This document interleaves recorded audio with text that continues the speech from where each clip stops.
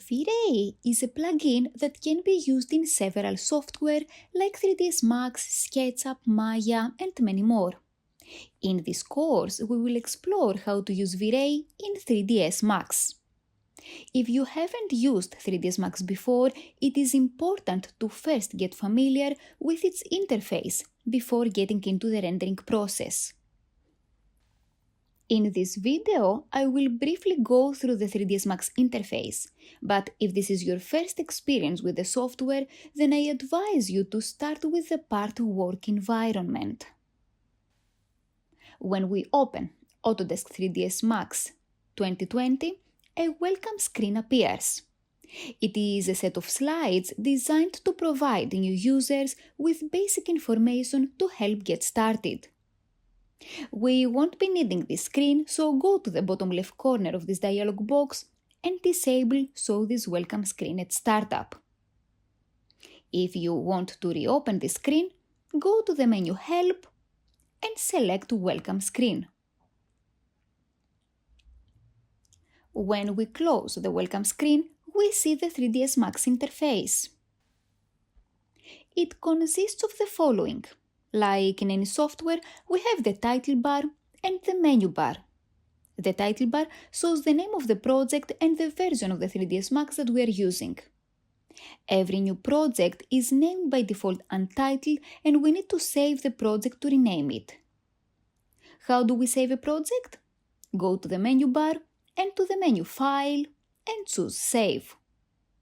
The Save File As dialog box appears, type the name you want, let's say Test, and choose the destination folder. I will select my desktop and hit Save.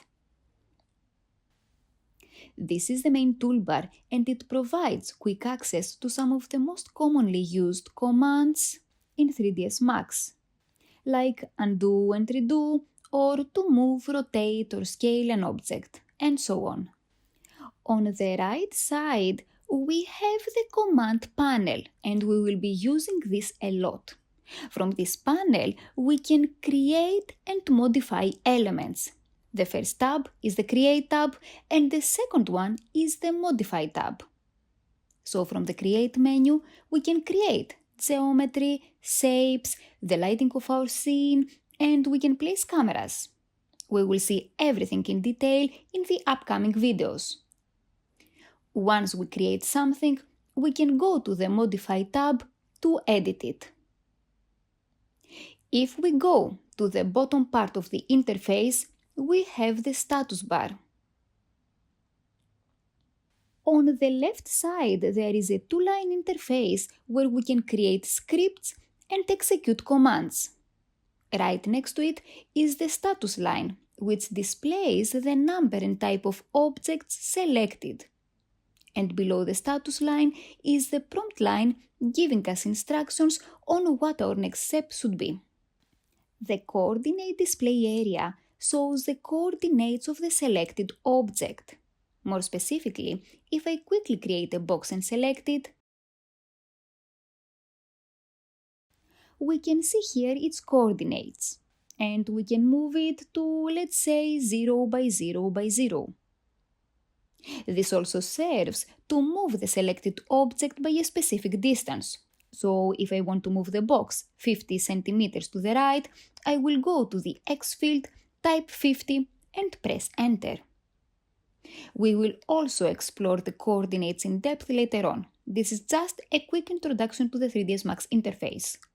These buttons are the viewport navigation controls, and as its name implies, they control the display and navigation of the viewports. Some of the buttons change depending on which viewport is active. These are the animation and time controls and the time slider, but in this course we will not explore any animation techniques. If you have installed V-Ray, then you will also see here the V-Ray toolbar, which provides quick access to the most commonly used commands in V-Ray. And finally, these are the viewports. Everything in 3ds Max is located in a three-dimensional world that you view through one or more viewports. When we open 3ds Max, there are by default 4 viewports displayed: top, front, left, and perspective. The multiple viewports help us track different aspects of our scene. One of the viewports is marked with a highlighted border and is the active viewport. To make a viewport active, we simply click in it. Press Alt and W to maximize the active viewport or to switch from one viewport back to the 4 viewports. Another way is to click on the Maximize Viewport toggle from the Viewport navigation controls at the bottom right corner of the work environment. We can also resize the viewports if we drag the intersection of 2, 3, or 4 viewports on these splitter bars.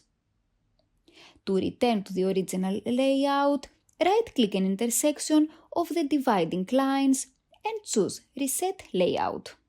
Finally, to change the number of viewports and their layout, go to the menu Views and choose Viewport Configuration.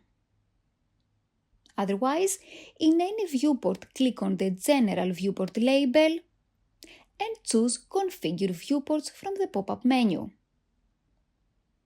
Click on the Layout tab and choose a layout. Assign what its viewport will display by clicking on the viewport representation and choosing from the menu.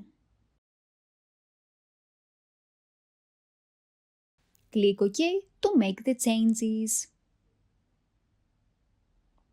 As I said at the beginning of this video, if you are not familiar with 3ds Max and this is your first experience with the software, then I advise you to start with the part Work Environment. In that part, I go more into depth on the 3ds Max interface. We create some basic primitives so that you can get familiar with the create and modify commands and with the transformation commands. If you already know them, then you are ready to start rendering.